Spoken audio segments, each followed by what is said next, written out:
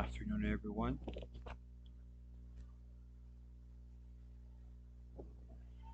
Good afternoon to our students. This is the first time that I'm doing this recorded lecture. This intended for criminology students as well as those, especially those students that are preparing for their board exam. So I'm quite nervous because of the setup, but I do my best to discuss further what is meant by criminal evidence.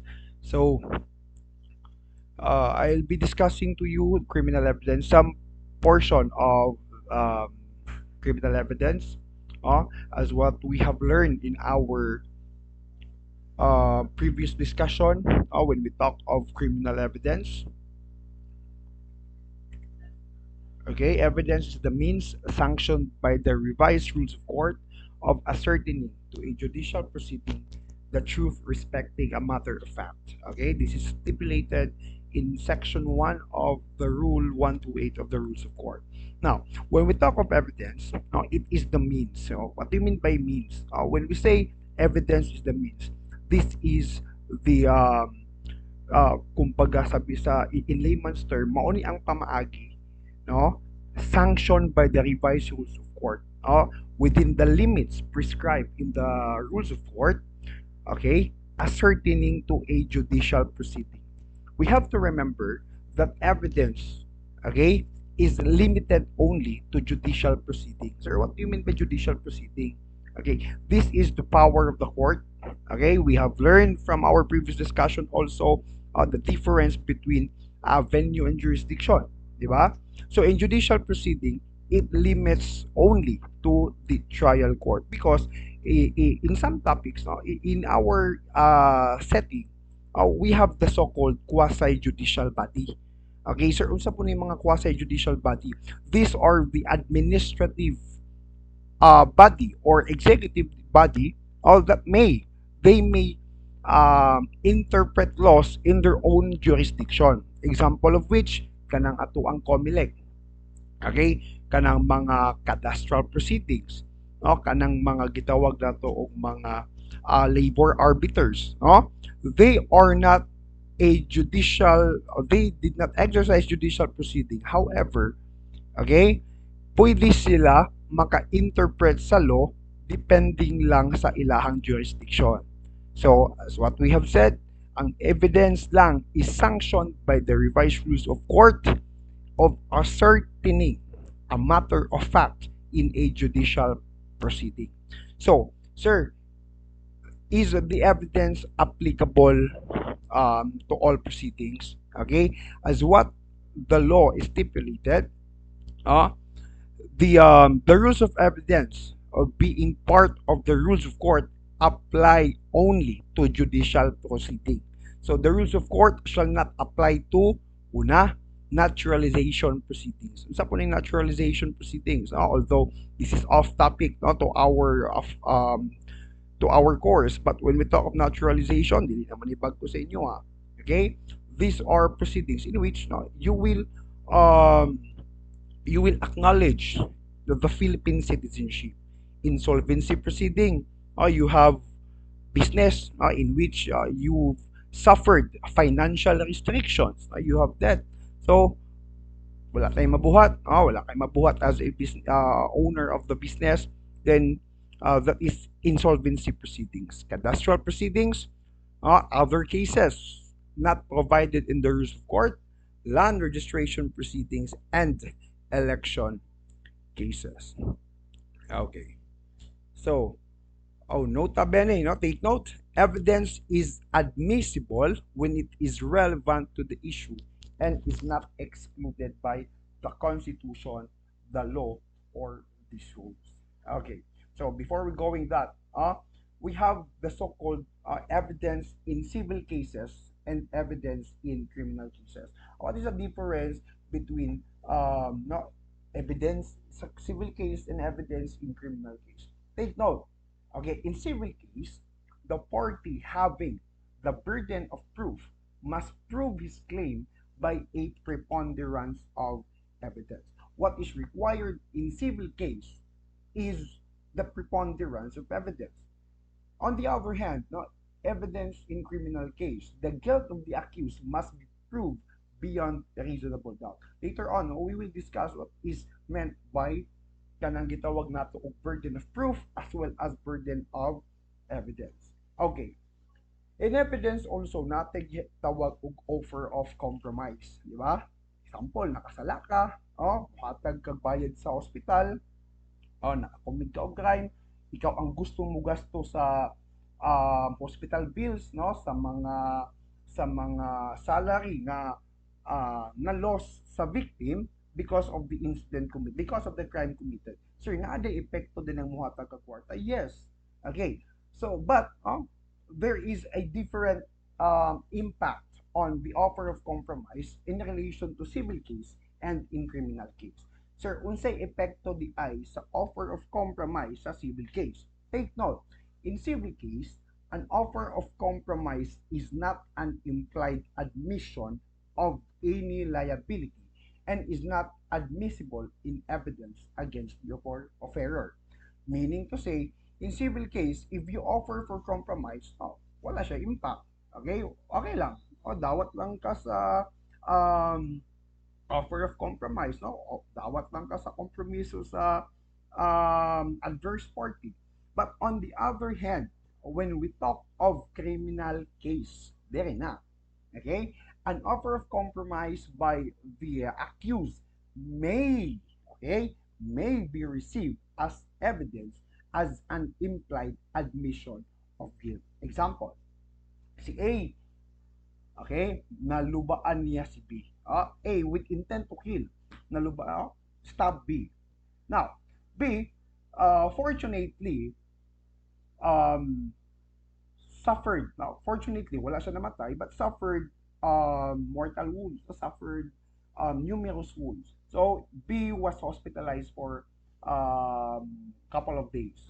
Now, A, on the other hand, may hatag siya og bayad sa ospital. Okay?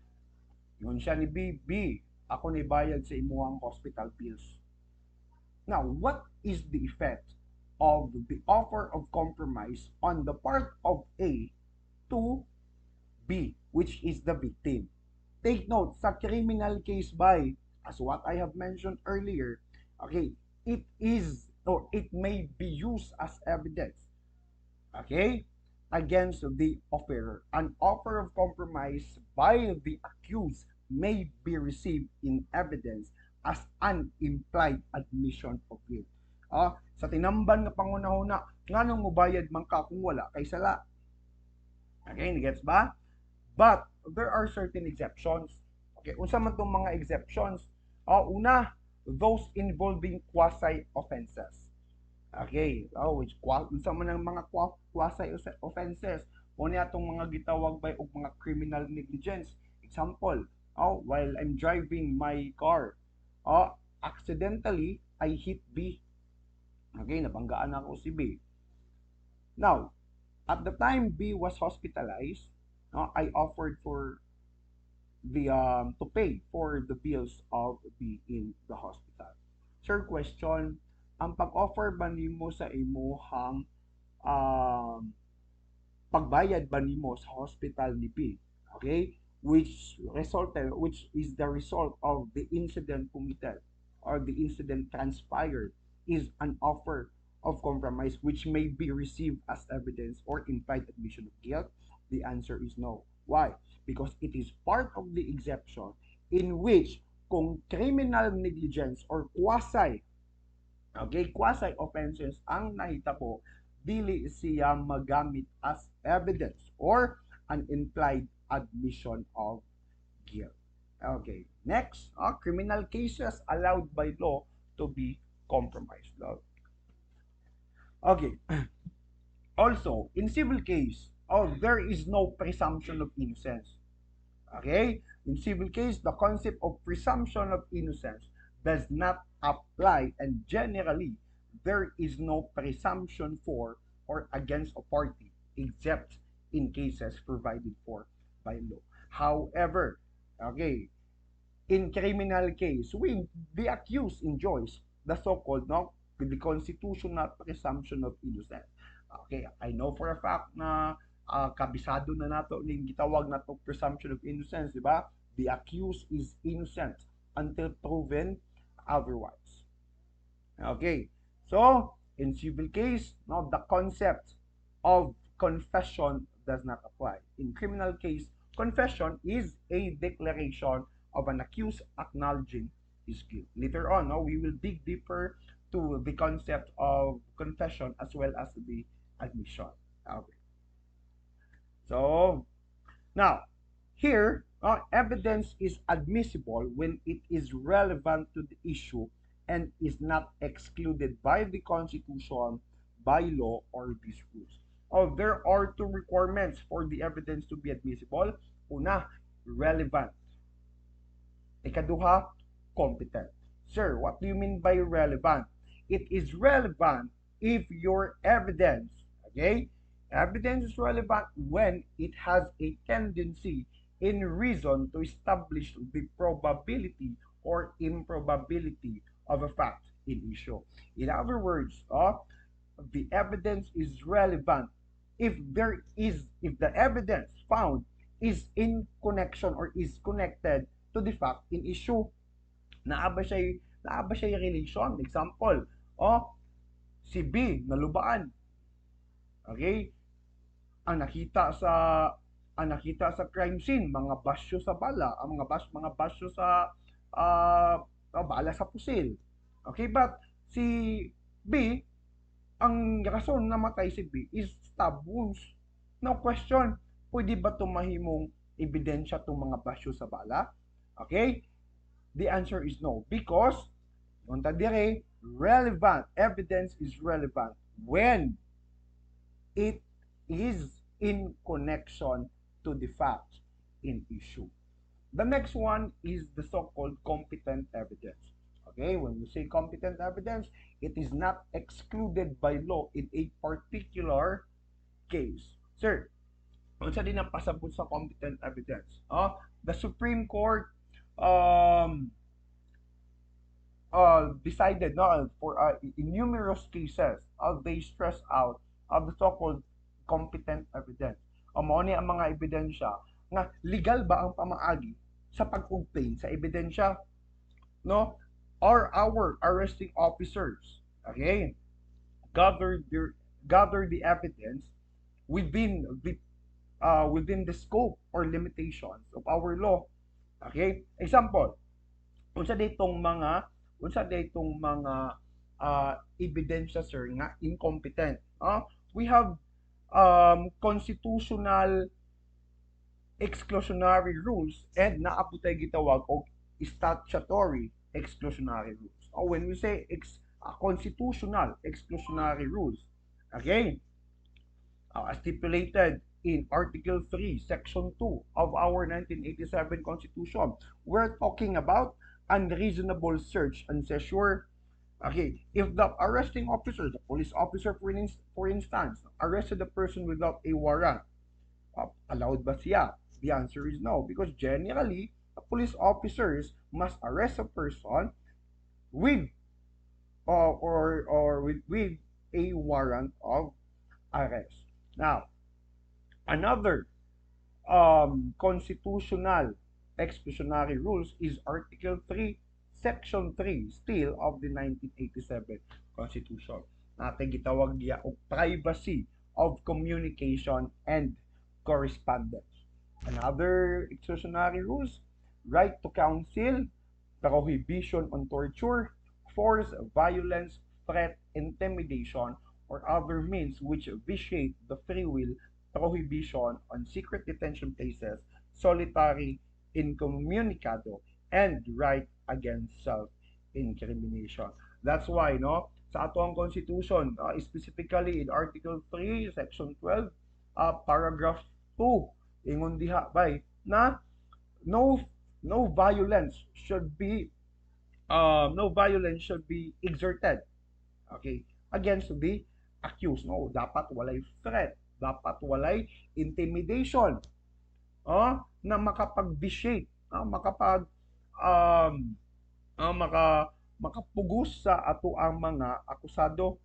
Okay, this is in relation to um, statutory exclusionary rules, no? Sa ato ang gitawag og the anti-torture law. If you're familiar with the anti-torture law, this is Republic Act 9745, 9745, in which uh, any confession, admission, or statement obtained as a result of force, okay, as a result of torture, shall be inadmissible in evidence in any proceedings. Example, si akusado ba'y nadakpan, okay, and ang ilahang gibuhat sa, for instance, the police officers, ilahang gikulata for what purpose? To obtain information, to obtain confession. The reason ilahang gikulata kay ilahang patug-anon, ikaw tampulano, tug-an na lang na ikaw di ay ang nagkawat, tug-an na lang na ikaw ang nag-commit sa krimen. That is in violation of the anti-torture law, which is Republic Act 9745. Okay. Now, statutory exclusionary rules, any communication obtained by a person not being authorized by all the parties to any private communication by tapping any wire, cable, or using any other device arrangement to secretly overhear, intercept, record such information by using any device in any judicial, quasi-judicial, legislative, administrative hearing, or investigation. What is being meant um, in this paragraph 1 is our anti-wiretapping law. Diba? Are you familiar with Republic Act 4200? Okay. And the second one is any confession, admission, statement obtained as a result of torture shall be inadmissible in evidence in any proceeding. So the two right here are our examples of statutory exclusionary rules, in which if you obtain any communication, okay, any evidence, no, without or by tapping, okay, private communication, conversation by tapping any wire, cable, or using any other device is incompetent. Therefore, it is inadmissible. Example, si A ug si B, nagtawagay sila. Ingon si A, B, ako ba nagpatay ni C. Okay? Not knowing that the police officers or any other persons wiretap the conversation, no? At the moment A confessed to B through telephone conversation that he indeed killed C, okay? Gigamit na to as part of evidence. Question, is the evidence admissible? The answer is no. Why? Because it is a violation of our statutory rule or our law, which is Republic Act 4200. Okay. Now, I have a question here. Okay. It says relevancy is one of the requisites for admissibility of evidence, which means that evidence must have such relation to the fact in issue as to induce belief in its existence or non-existence. The other requisite is blank. Okay? So, ingon na ta dire as what I have mentioned earlier. In order for the evidence to be admissible, okay, it must be relevant and it must be competent. So what is your answer here? The other requisite is relevancy.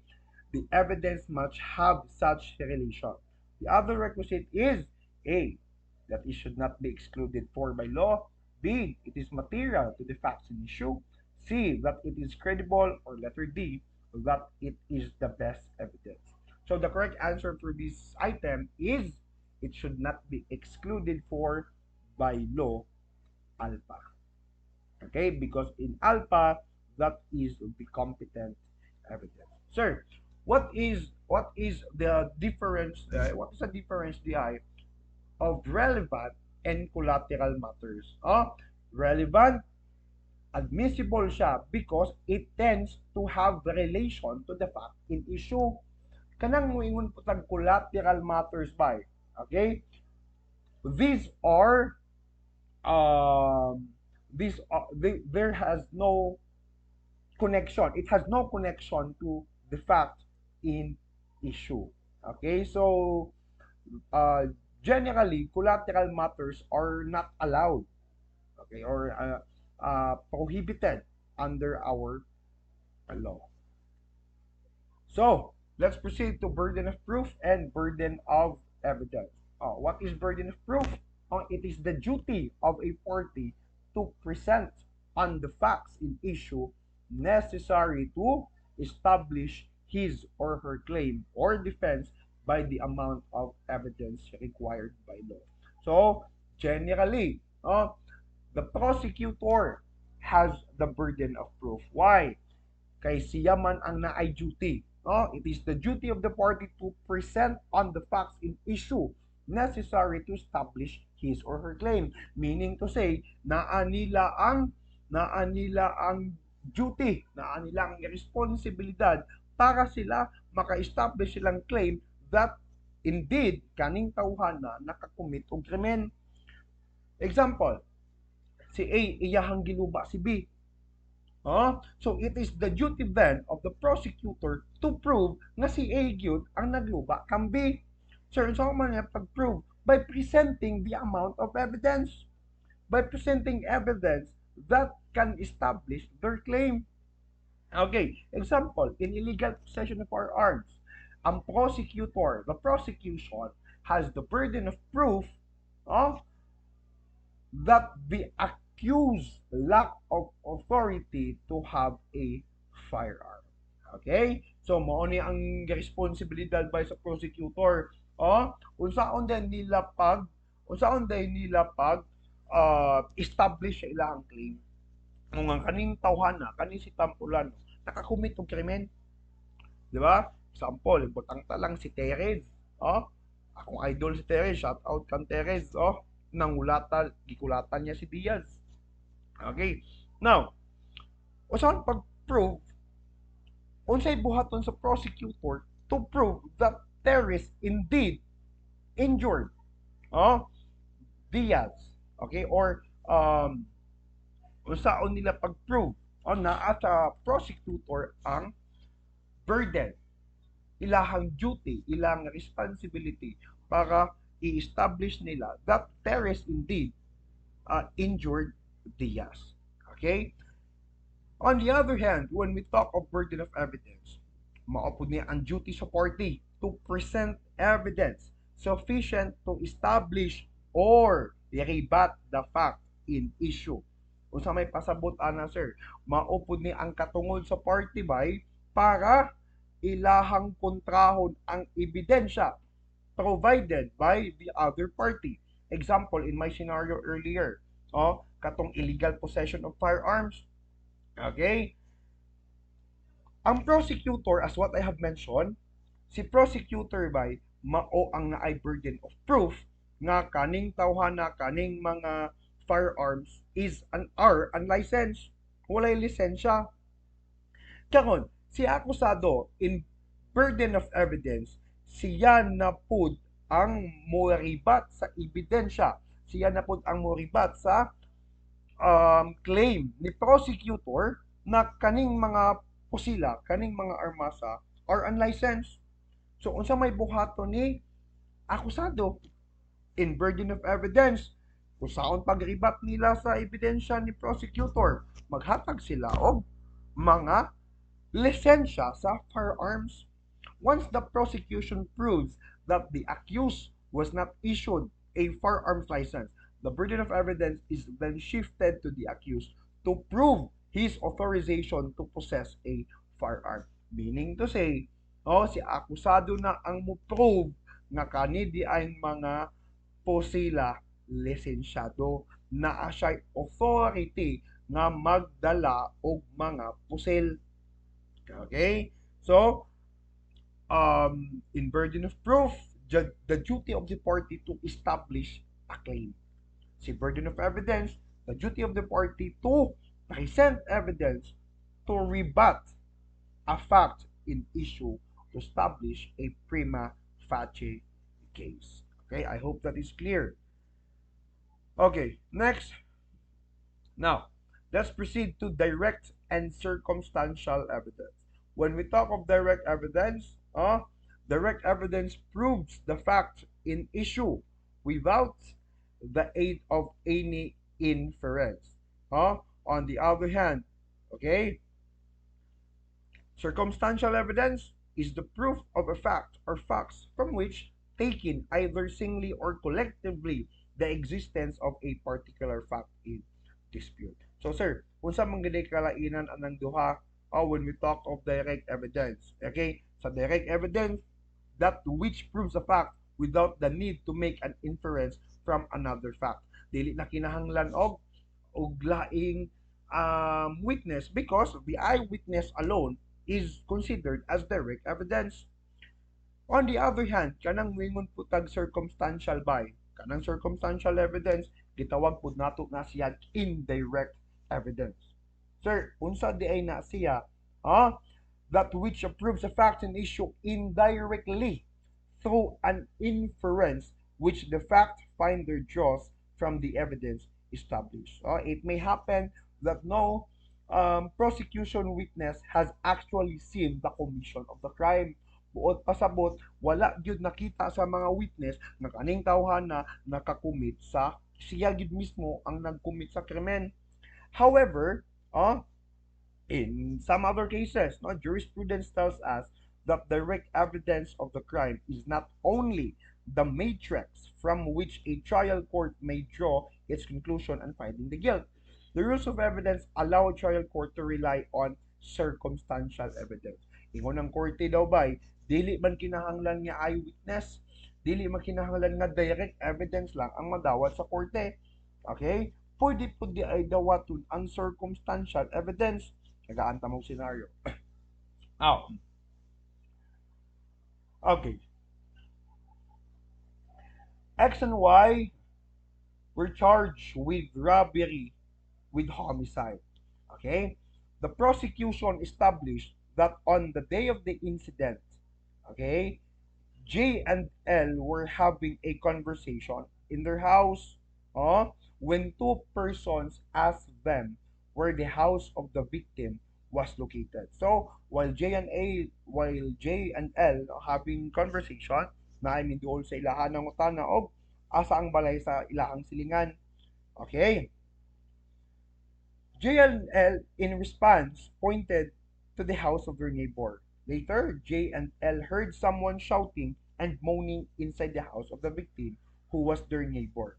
So J went out of the house and saw somebody waving a flashlight inside the victim's house, as if looking for something. This prompted him to call L and B. So a few minutes later, a man wearing a black t-shirt and carrying backpack, followed by another man wearing a green shirt and carrying a pair of shoes, came out of the house of the victim. J and L immediately ran after them onto the basketball court and saw that the two were already on board a black Yamaha motorcycle. So luckily, nakita nila ang duha ka tao na palakaw padulong sa basketball court and nakasakay na sila sa ilahang motor.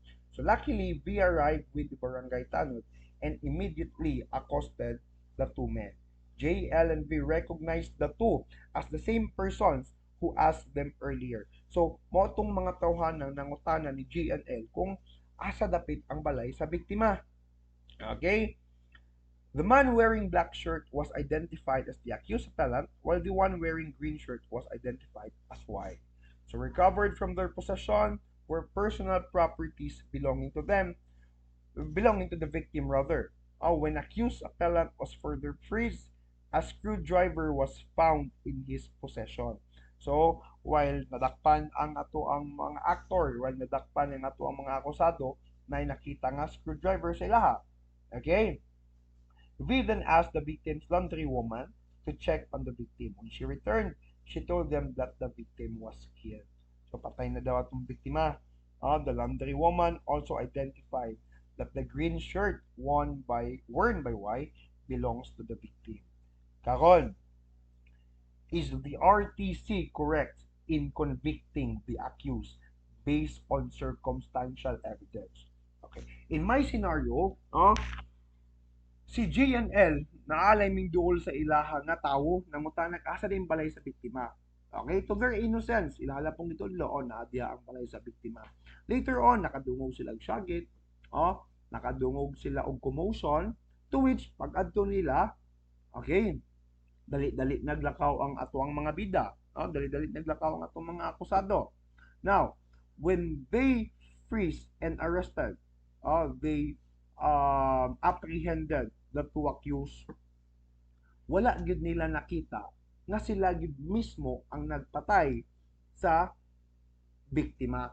Ang ilaha lang nakita, nangutana sa kung asa ang balay, nagpatudlo asa ang balay, to which later on, pag adto nila sa balay sa biktima na ay nagsagit nangayo og tabang. Now the question, sakto ba ang regional trial court in convicting the accused based on circumstantial evidence? Okay? So the answer for this is yes. Ano man, the lack or absence of direct evidence does not necessarily mean that the guilt of the accused cannot be proved by evidence other than direct evidence. Meaning to say, dili kinahanglan bay na nakita gid mismo sa witness ang pagpatay. It is enough that the circumstantial evidence, maski pagtagsa-tagsa pa na siya nga information, kung ato nang usahon paggamit, ma-prove nato nga kaning tawhana, kaning akusado, maog ay nagpatay. That is the difference between direct and circumstantial. Pag si direct evidence, wala tayong problema. Eyewitness, nakita niya mismo. Sa circumstantial evidence, kinahanglan pa siya og other informations from other witnesses para inigamito na siya as a whole. Okay? Same siya og probative value. Same siya og kabug-aton sa ato ang gitawag na direct evidence. So in my scenario, nakita ba nila nga si akusado o si Y mismo nagpatay? Wala. But because of their circumstantial evidence, asa man ato mga circumstantial evidence? Una, katong ming testify si J o si L nga kaning mga tawhana nangutana asa ang balay sa biktima, to which to their innocence ilakapong gitudlo. Okay, so later on nagsagit ang biktima, gigukod nila ang akusado, nagdakpan nila ang akusado nga naay dalang screwdriver. Okay, sunod na pod ming testify ang ilang labandera nga ang sanina sa biktima mo ay gigamit ni Y. And also, sila bandera mismo na pod kaingon nga patay na ang biktima. So, those facts are taken singly or collectively, or it is the proof of a fact or facts from which taken either singly or collectively the existence of particular fact.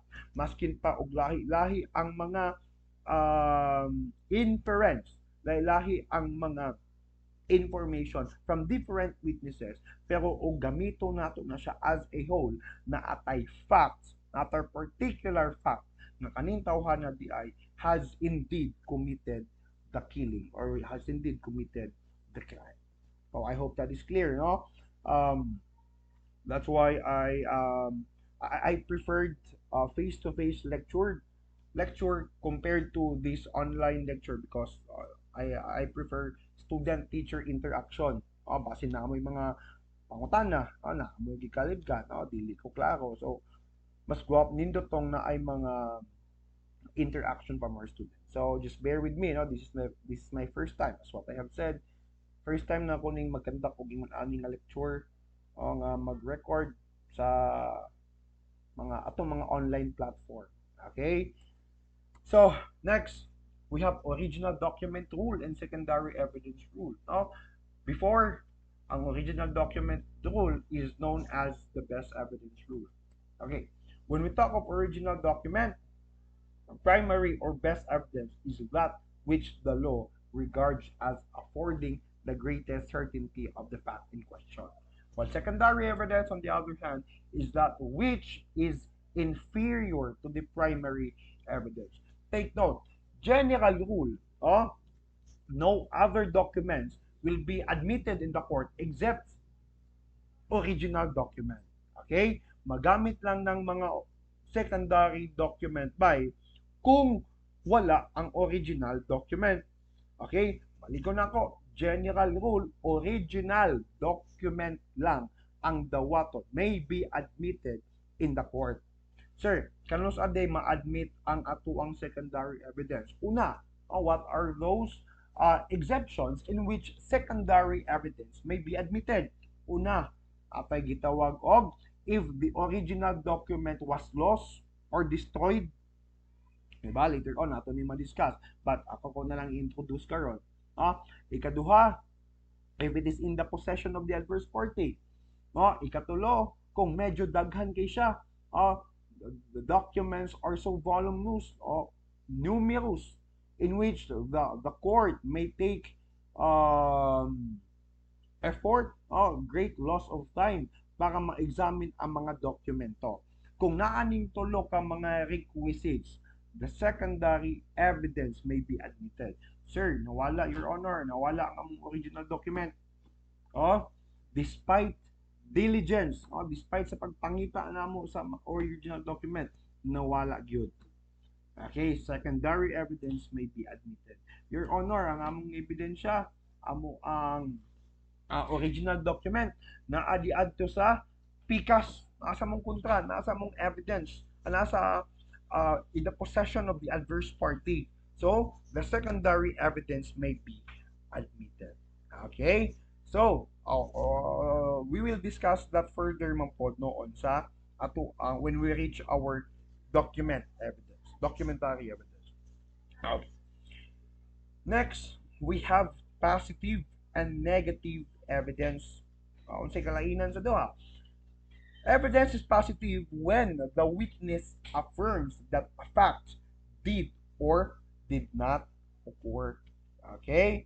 The positive evidence exists when the witness affirms that in the stand that a certain state of facts does exist or that a certain event happened. Your Honor, nakita na ko nga kaning tawhanan mo ay nag-commit sa krimen. Okay? The witness, nakita niya, ning-confirm siya, ning-affirm siya, na ay krimen na hitabuan. That is positive evidence. Si negative evidence man po, okay, exists when the witness states that an event did not occur or that the state of facts alleged to exist does not actually exist. Take note, when a witness declares of his personal knowledge that a fact did not take place, that is actually a positive testimony.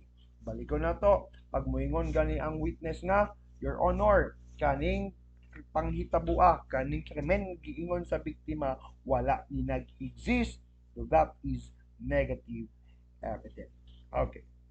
Now, before I forget, naatay mga unsa gid kalainan sa atong gitawag og evidence of proof, di ba? Sir, unsa di kalainan sa moingon kag proof? Moingon kag proof, evidence versus proof. Now, when we talk of evidence, take note, it is the mode or manner of proving competent facts in judicial proceeding. Mauni ang mga giunsan nimo pag establish ang imuhang facts didto sa korte. Okay, unsa imong gipakita sa korte? Okay? On the other hand, moingon kag proof, it is merely the effects, the probative effects of evidence and is the conviction or persuasion of the mind resulting from consideration of the evidence. Meaning to say, without evidence, there is no proof. Ano man, si evidence man ang ato ang gigamit. Okay? Si evidence man ang medium ni proof. Your Honor, these are our evidence. So, pagpakita nimo sa ebidensya, unsay epekto? ang epekto ana bay mao ato ang gitawag og proof whether or not ma-persuade ba nato ang korte nga kaning tawhana may commit sa krimen. Okay? Di ka pwede mo ingon, example, nanguyab ka. Ingon ang babae, sige daw bi, i-prove daw nga love ko nimo. O di ba? Instead, you say, sige, tagay kog evidence to prove nga love ko nimo. Ano man, kay ang ebidensya maunay epekto, maunay maghatag og epekto whether or not love ba gyud niya ang babaye. Example, mag-effort ang lalaki, tagaan niya og bulak, tagaan niya chocolate, unsa may epekto ana, unsa may resultaan ng paghatag og bulak ay ma-prove gyud di ay nga love gyud siya sa laki. So, balikon nako, si evidence mauni siya ang means, mode, or manner of proving the competent fact. Without evidence, walay proof. Okay? Si proof pod mauni ang effects or result ni evidence. Kung bugat imong ebidensya nga gipakita, bugat sad, okay, ang imuhang proof nga kaning tawhana did indeed committed the crime. Okay. So, next, cumulative evidence and corroborative evidence. Okay? So, mayroon tag cumulative evidence, evidence of the same kind in character as that already given and tends to prove the same proposition. Evidence of the same kind, example, kanang mga pictures, no? Although lahi-lahi og kuha ang pictures, o lahi-lahi og gigikanan ang mga pictures, but they are of the same kind in which they prove the same point. Same ra siya nga ebidensya, usa ra pod ang iyahang tumong og tinguha to prove that the fact occurred. Moingon pud ta og corroborative evidence. It is an additional evidence of different kind and character tending to prove the same. Si cumulative evidence, parehas silang ebidensya. Evidence of the same, additional evidence of the same kind tending to prove the same proposition.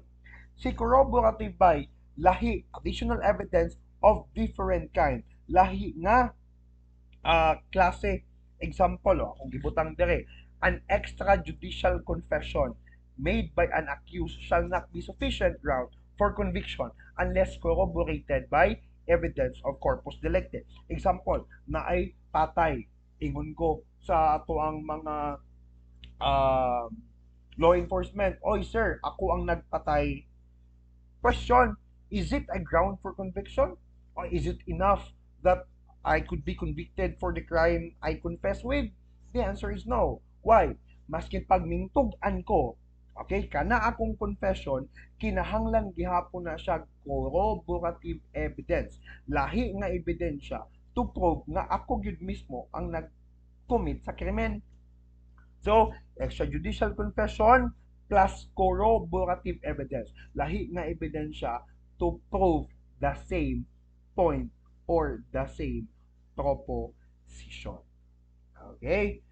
Rebutting evidence, no evidence given to repel, counteract, or disprove facts proved by the other side. Ako na ning gimension ganina, no? Katong gitawag na to burden of evidence. Unsa di ay responsibility? What is the duty of the party? Okay? In burden of evidence, mauni ang responsibilidad sa party nga kontrahon ang ebidensya provided by the other party. Okay. So, prima facie, evidence which suffices for the proof of a fact in issue until rebutted or overcome by other evidence. Example, kung nakita ka patay nga lawas. So, that is a prima facie case that there is a homicide or murder case committed. Evidence that can stand alone. Evidence which suffices for the proof of a fact. When we say conclusive evidence, evidence which is inconvertible, dili gyud siya makontra. Usa may example sa conclusive evidence, DNA test. Okay? Makontra ba diyan DNA test? Maski pag lahi mong naong, Oh, kasi paglahi mong color, so long as there is a DNA result, no, na nag-ingon iyaha kang anak o imuha ning anak, then that is a conclusive evidence. Wala na giging mabuhat, imuha gid ng anak. O daghan mga panahon, no? Um, uh, usahay pagtingala ka imong ex before, no, magka-anak, ingon siya, one day ato ang ex mo ang balay, uy, imuha ka ba ning anak?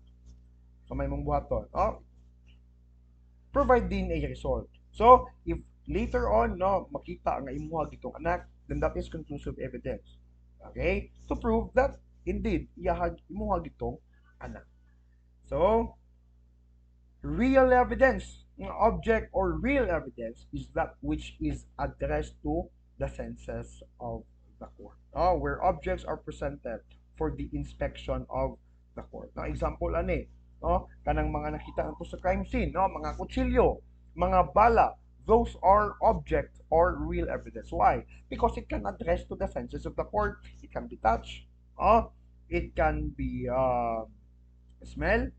Okay? It addressed to the senses and for the inspection of the court. Testimonial evidence given to the court of a deposition by one who has observed that to which he is testifying. Now, do not get confused, ha? When we talk of testimonial evidence, it does not limit, okay, this evidence does not limit to the testimony of the witness. Dili lang ni siya oral testimony, but rather pwede po ni siya mahimong kanang atong gitawag og affidavit of witnesses o kanang mga deposition of witnesses na ming testify ka through writing nga kaning tawhana mao ay ming comment sa krimen, blah blah, so on to so forth. Kanang atong affidavit pa, it is also considered as testimonial evidence. Kanang deposition sa witness, gi-interview ka, gikuhaan kag sinumpaang salaysay, i-reduce into writing. Okay? Still, that is considered as testimonial evidence. Okay? Next. So, what is the scope of the rules or law of evidence? The law of evidence deals with the rules to be followed in presenting a matter of fact to a court for its use in the judicial investigation. So, let's move to the next topic. So, now, kani, medyo importante ni nga topic. Daghang naglibog po aning gitawag natong factum probandum and factum probans. When we say factum probandum, ang uban definition na gitawag na sabtan. Sir, factum probandum, ultimate fact. Factum probans, evidentiary fact. Kasi may pasabot sa atong gitawag factum probandum. Factum probandum is the ultimate fact or the fact to be established. Si factum probans is the evidentiary fact or the fact by which the factum probandum is to be established. Example. Balik na po to sa luba. Sikat man yung luba-luba, god. Si A, iyahang giluba si B using knife, using kanang kutsilyo, bolo, for instance. Now, what is your factum probandum? Balikon na ko ang scenario. Kanilang, simple lang ang scenario. A stab B using a knife. What is your factum probandum and what is your factum probans? Ang factum probandum nimo, okay, that tinuod gyud nga si A ang nagluba ni B. Mauna imuhang gusto i-establish, mauna imuhang claim na si A gyud ang nagluba kang B. That is the ultimate fact or the fact to be established. Kani gid ay si A ang nagluba. To support your factum probandum, para masuportaan ang imong factum probandum, imong gusto i-establish, imong tumong og tinguha, imong gusto nga claim, para mas suportaan imong factum probandum, unsa imong kinahanglan. Unsa imong kinahanglan para masuportaan, para ma-prove gud nimo nga imong ultimate fact. So that is factum probans. Why? Because factum probans is the evidentiary fact. Unsa imong ebidensya na si A ang nagluba ni B, ang knife nga gigamit ni A against kay B. So sa factum probandum, unsa imong gusto mahitabo? Unsa imong gusto nga claim? Another example, utang. So Si A nangutang kay B og 50,000. O nangutang siya through chat, o gipadal ano GCash, o gipadaldan og Paymaya or any other medium for transferring money. Now, karon pila ka years wala ka bayad si A, o sila paningil si B. Now, what is the factum probandum? What is your ultimate fact? If you were B, what is your ultimate fact? Unsa imong i-establish nga si A nangutang kang B? Mo na imong factum probandum. Si A utangan kay B. Unsa man mo pag-prove imong factum probandum? Unsa man mo pag-support imong ultimate fact? Okay? Musulod na po diya si factum proband. Oh? Phone conversation, messenger conversation nga mauni ebidensya nga si A gidi ay nangutang. So, take note, mag-uban ni silang duha because factum probandum cannot be proven in the court without your factum probans. Mag-claim ka nga giluba ang tao. Pero kung kisa may giluba, unsa ebidensya nato ipakita. Okay? So, factum probandum and factum probans. Okay. Another question. It is the ultimate facts or the facts in issue or to be proved. It is the essential facts constituting the plaintiff's cause of action. A. Factum probandum. B. Evidence. C. Factum probans. D. Factum probans. Or the correct answer is what? Correct answer is factum probandum. Another. Factum probans means evidentiary facts. But in the board exam, no, this is not this is not applicable because in the board exam, somewhat this is based on scenarios. You have to widen your imagination. You have to dig deeper. You have to practice your comprehension. Walang taon gid ninyo unsa gid pagbalay-balay ang pangutana o pagingon na lang ang question. Factum probans. Okay, within Sharifa. Why? Because that is a definition.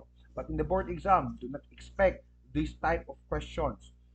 Okay, na mugawa sa board exam because medyo naka-level up na ang ato ang board exam. Okay. For a while. So, when is evidence admissible? Master na ninyo. Evidence is admissible when it is relevant to the issue and it is not excluded by law or these rules. Relevant and competent. So, what are the requisites of admissibility? Balik-baliko na to. It is relevant to the issue and that is competent. Okay. When is evidence relevant? As what I have mentioned earlier, if it has a logical relation to the facts in issue. Meaning to say, kung kanibang ebidensya connected ba di adto sa nahitabo nga krimen, naa ba siya logical relation? Si evidence to be competent when it is not excluded by any of the rules of evidence, such as when it is hearsay. Okay? Now, is evidence illegally obtained admissible? Kana bang mga ebidensya nga illegal ang pagkuha, illegal ang pag-gather, madawat ba sa korte? Admissible ba?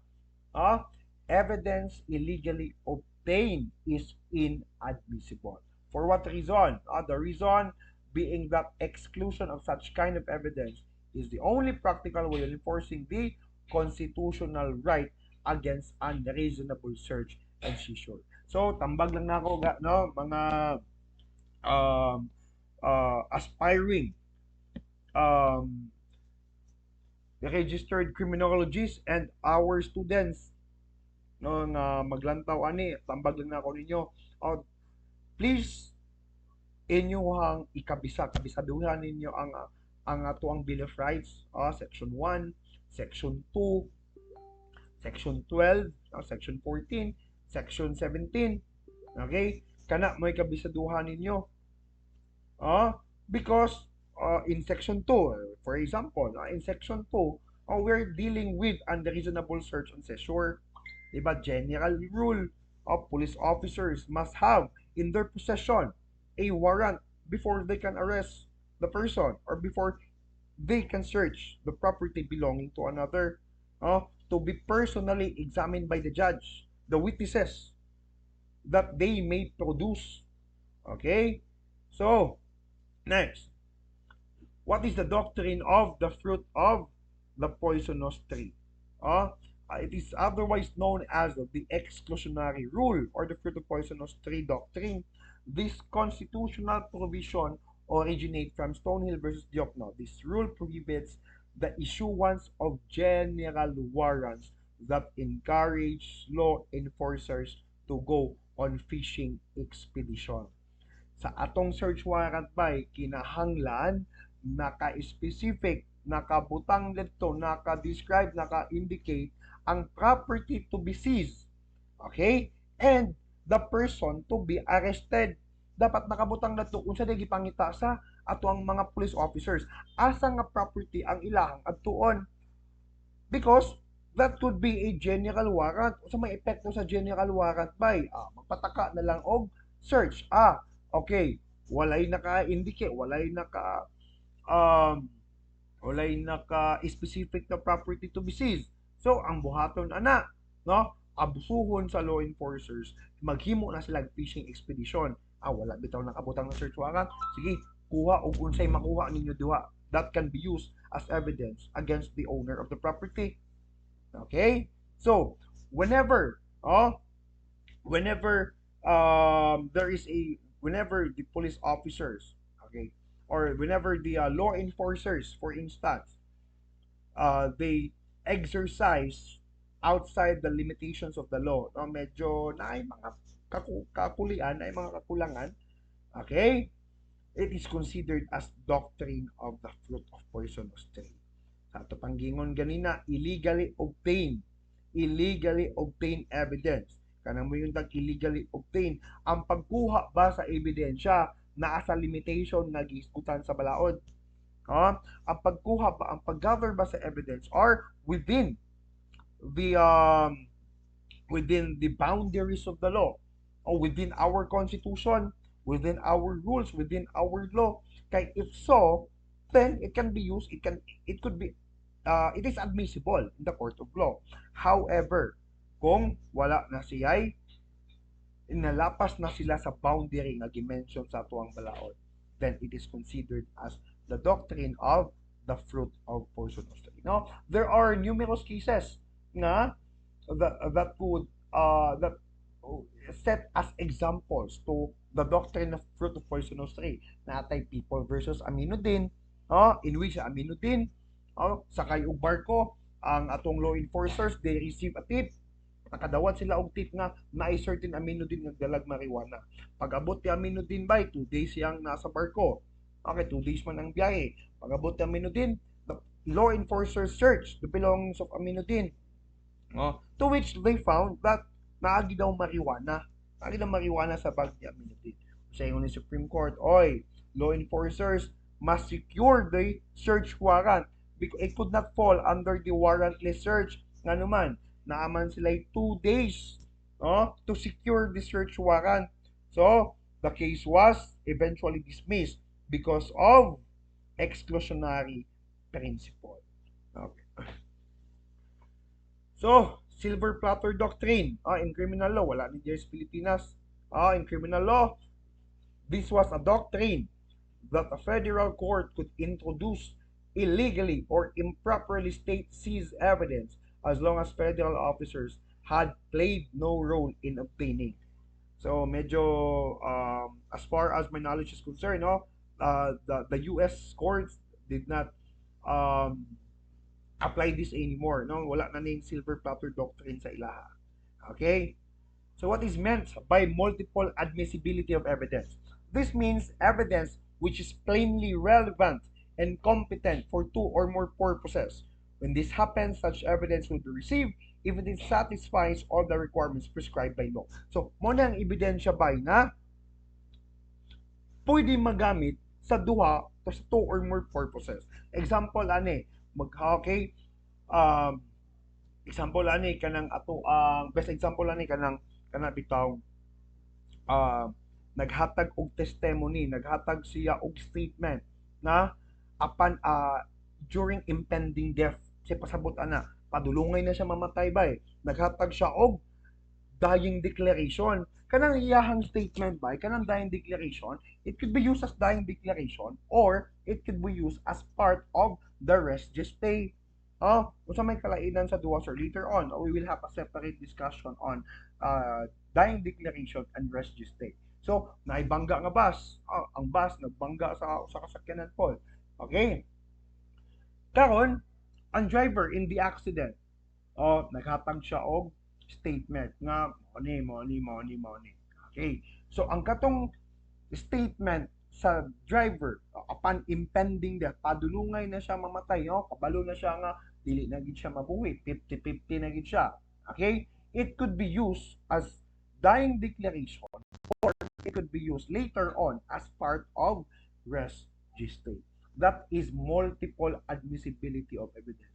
Kasara nimo gi-offer but kani nga evidence pwede di siya magamit sa lain nga mga purposes.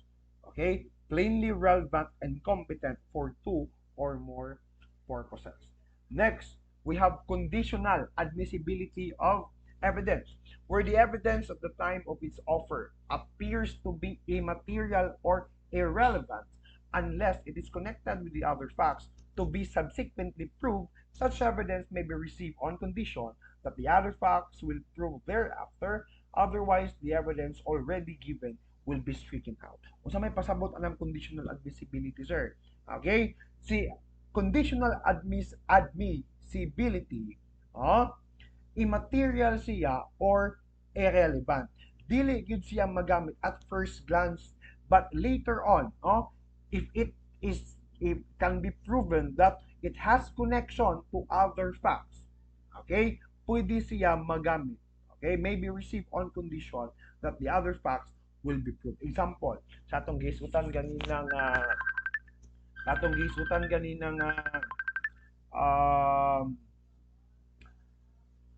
original document and secondary document, di ba? Ingon ta ganina, no other evidence may be admitted except the original document. Okay? But sir, what if ang gihatag na kopya is not original document o secondary document ang gihatag? So, kung ma-prove sa naghatag, sa nag-offer sa secondary document that the original document was indeed lost, destroyed, or was in the possession of the adverse party, a copy of writing may not be considered competent evidence until the original is proven to be lost or destroyed. Naghatag og secondary document, ingon ang korte, oy, dili man na pwede because under the law, under the rules, original document will only be admitted. Mao lang amo ang dawaton. But if later on ma-prove nila na ang original document was lost, destroyed, di ba? Or ikaduha na sa possession sa adverse party, then that copy of writing may be admitted. Okay? Kay nawala man ang original document. That is conditional admissibility of evidence. Primero, at first glance, irrelevant. Dili magamit ang imuhang ebidensya. This is not competent. But, imo ma-prove, oy, Your Honor, nawala man ang among original document. Nawala, naguba, nasunog. Okay? If that is the case, then it should be considered as conditional admissibility of evidence. Okay. What is meant by curative admissibility of evidence? It allows a party to introduce otherwise inadmissible evidence to answer the opposing party's previous introduction of inadmissible evidence. So, kani nga mga ebidensya bay, mga inadmissible ni siya. Pero ang pikas party naghatag og inadmissible evidence. Sir, ngano nakahatag mag inadmissible? Siguro wala naka-object, walay prior objection from the counsel of the adverse party. Now, ang pikas party nakahatag og inadmissible evidence. Okay? You are allowed, kung ikaw akusado, you are allowed to introduce an admissible evidence para motubag ka sa ebidensya sa pikas nga inadmissible pod. Ito kanta mong scenario. Example, bangga. Okay, bangga, nagbangga ang sakyanan ni A, nagbangga ang sakyanan ni B. Okay? So, si A, may reklamo sa imuha. Nag-file siya og kaso. Karon, ang iyang gibuhat bay, naghatag siyang ebidensya nga ikaw di ay sa unang panahon na akay mga kaso nga mga reckless imprudence o mga in relation to bangga-bangga. Usog ka magpadagan. Ingon po ka, uy, anong gigamit man na nga sa una pa man na. So, the court will allow you to present an answer to that inadmissible evidence. Tagang gigayon sa korte nga, sige, depensay imong kaugalingon sa gihatag na inadmissible evidence ni A. So, ikaw na din mo hatag sa ebidensya, oy, kanang bangga na mo sa una, na-settle naman na. Okay naman na, dili magin ako ang totally nga sala. So, that is curative admissibility of evidence. Okay? Hopefully that is clear, ha? Okay? So, if medyo namoy mga pangutana, no, you can message the page, no, Great Minds. Shout out sa mga Great Minds diha. Shout out sa mga kuan sa MU Criminology, no, sa JH Criminology department. Shout out ninyong tanan. Sikat, no, shout out, no. Next, we have manana ni. Yeah. So next, we will proceed to judicial notice. Sir, ano man ang judicial notice? Okay? Judicial notice is the cognizance of a certain facts which judges may properly take and act on without proof because they already know them. Meaning to say, dili na mangita og ebidensya ang ato ang mga korte tungod kabalo na sila. Okay, it means no more than that the court will bring to its said and consider without proof of the facts, its knowledge of this matter of public concern, which are known by all well-informed person. Okay. Okay, yan na siya. So when is judicial notice mandatory? Kanus adi ay muingon ang korte. Oy, that is judicial notice. We will take cognizance of the case. We will apply judicial notice to this matter of fact. Kay dili na mi kinahanglan mo present, dili na mo kinahanglan mo present og ebidensya tungod kabalo naman mi, di ba? A court shall take judicial notice without the introduction of evidence of una, the existence and territorial extent of the state. Okay? Manginanglan pa di ay ang atuang korte nga kani di ay Pilipinas, maoday ni ang iyahang territorial extent, di ba? It is stipulated naman sa Article 1, Section 1 of the 1987 Constitution. No? Their political history, forms of government, kinahanglan pa ebidensya ang korte that the Philippines is democratic and republican state. Kinahanglan pa dili na. Symbols of nationality, the law of nations, the admiralty and maritime courts of the world, political constitution, and history of the Philippines. Mangita pa ba ay si Judge? Sige, isupport ng inyong claim na naapatay laing constitution other than the 1987 Constitution, nga naatay 1935 Constitution. Sa patong laing constitution, 1970 I forgot. But napabay laing constitution other than the 1987 Constitution. Okay? The official acts of legislative, executive, and judicial department of the Philippines, the law of nature, the measure of time, and the geographical division. Manginahanglan pa ba ng ebidensya ang atong korte nga ang Pilipinas di ay na ay Luzon, Visayas, ug Mindanao? Dili na. The court shall take judicial notice to these facts because maskin pag walay ebidensya, they ought to know that these facts exist. Okay? Without the introduction of evidence. So, when is, that is mandatory. Okay, when we talk of discretionary, when is judicial notice discretionary? A court may take judicial notice of matters which are of public knowledge, capable of unquestionable demonstration, or ought to be known to judges because of their judicial function. So, judicial notice when discretionary. Okay, mo na ni discretion sa judge whether or not they will take cognizance of the case. Sa akong gi-mention ganina, katong mga mandatory judicial notice, if a topic nila forms of government, political history. So, wala na. Mandatory judicial notice na naman. Kasi pag wala ebidensya, kabalo na ang judge kung sa diya itong mga political history, mga forms of government, mga geographical divisions of our country. Okay. So, what are the objects as evidence or real evidence?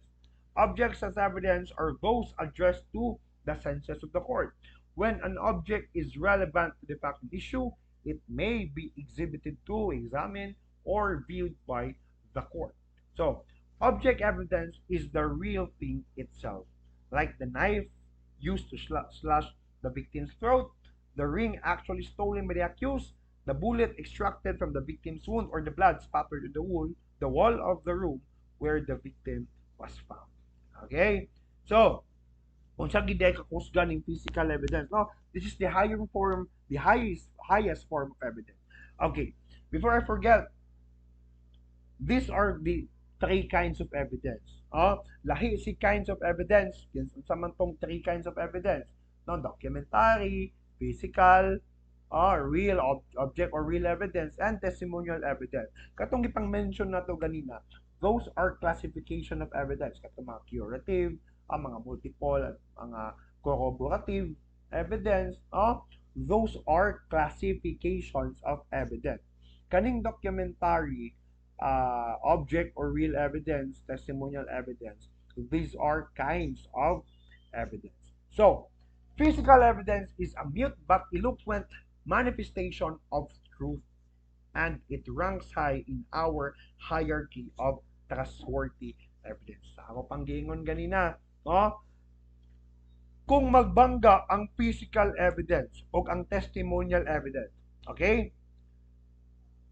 the court consistently rule that the physical evidence should prevail. Nakuha ba? Ano man, sir?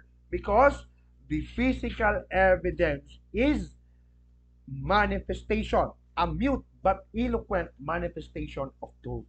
It ranks higher, okay, in our hierarchy of evidence. Okay, so what are documents as evidence? Documents as evidence consist of writings or any materials containing letters, words, numbers, figures, symbols, or other modes of written expressions offered as proof of their content. Take note, documents as documentary evidence, no, the subject of the controversy is the content of the document. Sir, what if ang problema, ang subject sa inquiry is whether or not nag-exist ba ang document? Your Honor, ang kaning document, nag-exist. Take note, if the question is whether or not the documents actually exist, that documents belongs to real or object evidence. Baliko na ko, kanang documents by, kung ang subject sa issue ana, kung ang issue ana is whether or not naa ba ang document, nag-exist ba ang document mismo, that is object or real evidence. But if the subject of issue is the content, kung unsay sulod sa dokumento, unsay dispute, kung ang dispute is ang sulod sa dokumento, then that is documentary evidence. So, original document rule, it is also known as the best evidence rule. When the subject of inquiry is the content of the document, ako pang gingon, no evidence shall be admissible other than the original document itself. So, the rule is that no evidence shall be admissible. Walay laing ebidensya ang madawat, except lang yun sa original documents. By exception, ato na ning na-mention kanina, when the original document has been lost, destroy or cannot be produced in court without bad faith on the part of the offerer. Meaning to say, nawala, no, naguba, nagisi, nabasa ang imuhang original document. When the original is in the custody or under the control of the party against whom the evidence is offered, and the latter fails to produce it after reasonable time. Naa sa imuhang kontra, nasa adverse party ang imuhang dokumento, and despite effort or despite notice to produce that document, wala gihapon. No, the latter fails to produce it after reasonable notice. Then, pwede na ta magamit o secondary evidence. Okay, when the original consists of numerous accounts or other documents which cannot be examined in court without great loss of time and fact sought to be established from them is only the general result of the whole, and when the original is a public record in the custody of a public officer or is recorded in a public office.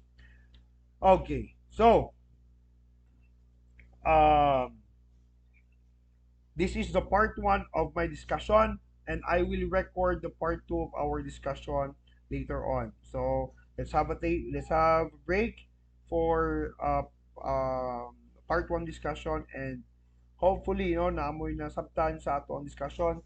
As I've said, this is my first time, um, and hopefully, masundan pa niya sa ato ang mga discussion. But later, I will upload the second part of our discussion. So,